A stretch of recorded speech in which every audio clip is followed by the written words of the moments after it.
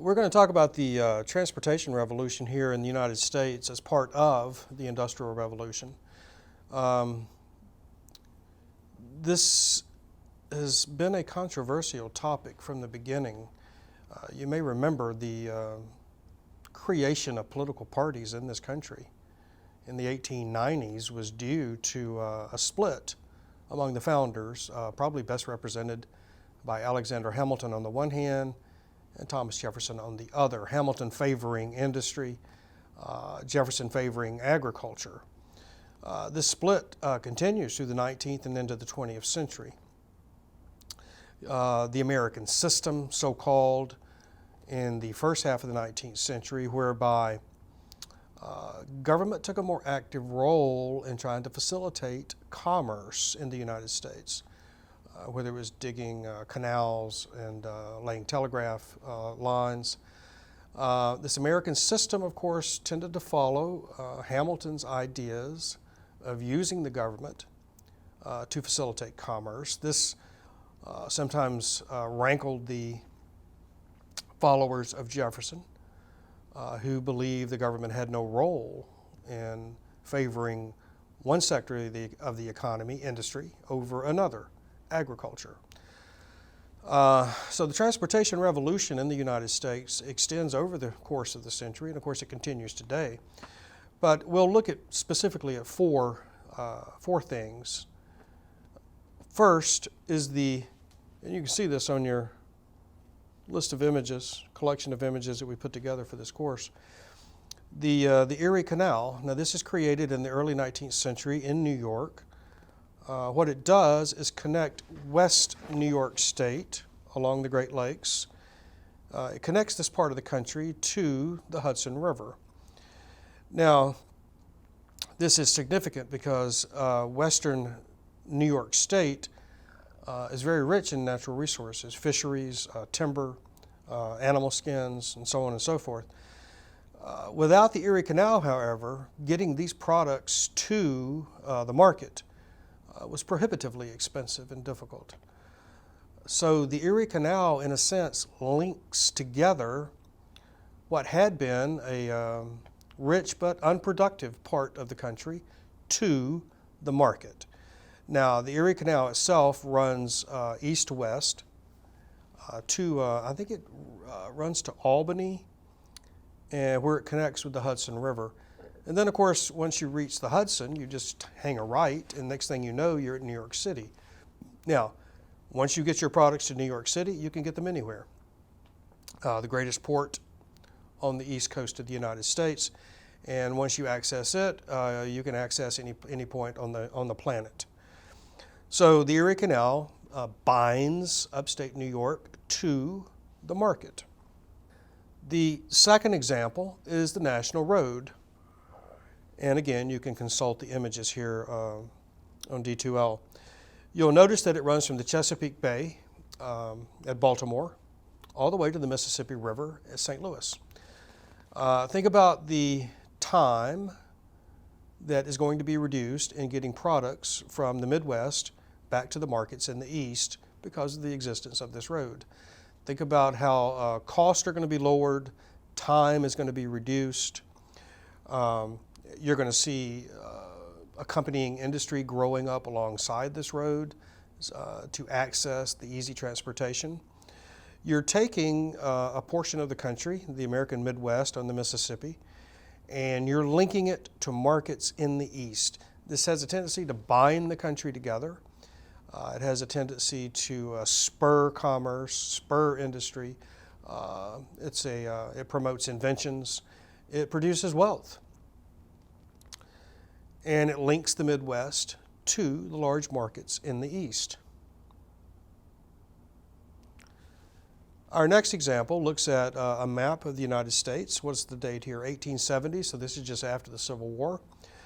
And it's a map of the railroad system of the country in 1870. Now this is very interesting. If you look at this map, you could almost see the United States as a sort of organism. And you can see the veins and capillaries and arteries represented by the railroads here. And you can tell by looking at this map where most of the population in the United States resides. From looking at this map, it would appear to be from New York across the Midwest to Chicago. You can tell this because of the density of the railroad mileage there. This indicates that there are factories, and where there are factories, there are working class. Factories and working class point to that demographic shift that we talked about a few moments ago, whereby people are leaving the farms and going to the cities. Of course, people do this for a wage-paying job. When you live on the farm, you're not paid at the end of the month by your father. By living on the farm, you participate in the production on the farm. You get the loving embrace of your family, a place to sleep, and food to eat. This is going to change as people leave the farm and go to the cities. They live in close quarters in the cities. They can't produce their own food. Food has to be produced for them. So this is a fundamental shift in our demographics in the United States. So keep this in mind as we look at this map and see what else you can interpret about the United States just from looking at this map. Look at the one rail line that runs from Chicago to St. Louis and then all by itself across the western United States to California. This transcontinental railroad is going to connect California to the rest of the country. California, of course, the Great Valley there is an agricultural paradise. Next time you go to the store, look to see where your fruits and vegetables come from. Still today, quite often California. So we've taken what had been a rich but unproductive part of the country, California, and we have linked it via the railroad back to the markets in the east. Again, we're linking the country together, binding it together, and we're also creating regional specialization here. Look at the American South. Notice the railroads here. It's a little different than the way it looks in the north, isn't it? It appears that the railroads simply run out into the middle of a cotton field somewhere and come to a stop. Well, it's not because the railroads ran out of money. The railroads will run a line out to a central location. They'll create a station there. The surrounding farmers can bring their cotton to this station. The cotton can be baled and loaded on the trains. They can cut them a check and do business right there. Now, this cotton, of course, is going to be taken to New England, where it will be made into pants and shirts, or it'll be taken all the way to London or Manchester in Great Britain, where the cotton will be turned into finished products and then sold back to people in the United States and in the South. So the regional specialization, you can see in the South, textiles. You can see in the Midwest, the booming production of commodities. Here we're talking about cattle, pigs, corn, and wheat. In the Midwest, we grow probably more commodities than any other place in the world. And we can feed not only our country, but a good portion of the world's population from the American Midwest. So we have food production in the Midwest, we have textile production in the American South, we have finished products, manufactured goods in the Northeast. Regional specialization. The countries being linked together, bound together by this transportation revolution, which allows for integration and just an explosion of inventions, new products, new ways of doing things. The last example that I'm going to mention, we have a map here of the Mississippi River, and you can see some of its tributaries, including the Ohio River. Again, the river system in this country is to our great advantage. Now, think about the river system before the invention of the steam engine and the steamboat. Let's say you were down in Mississippi in Vicksburg, and let's say you owned 20,000 acres of some of the best bottom land in the world, and you're producing cotton with your slaves. And let's say upriver, you get a letter from a cotton broker in St. Louis, and he offers you twice the normal rate you get for a bale of cotton. But you're going to have to get the cotton upriver to him. How are you going to do it? Well, before the steamboat, this was prohibitively expensive and dangerous.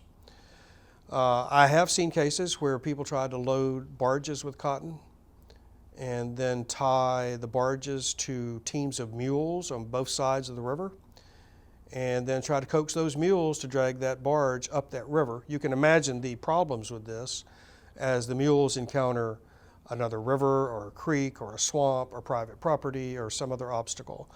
So until the steamboat is created, I believe in the 1820s, the movement of goods in this country was problematic. Now with the steamboat, you can chug, chug, chug up that river and take as much cotton to St. Louis as you'd like. Again, regional specialization is created here, or is promoted. Binding the country together, integrating the country through the transportation revolution, whether it's the river system, canals, roads, and this has a dramatic impact on the rapid industrial growth of the United States. So I'm going to stop with our discussion of the Industrial Revolution there, and in our next lecture we'll discuss two of the consequences of the Industrial Revolution: the rise of the populist and the progressives. Thanks.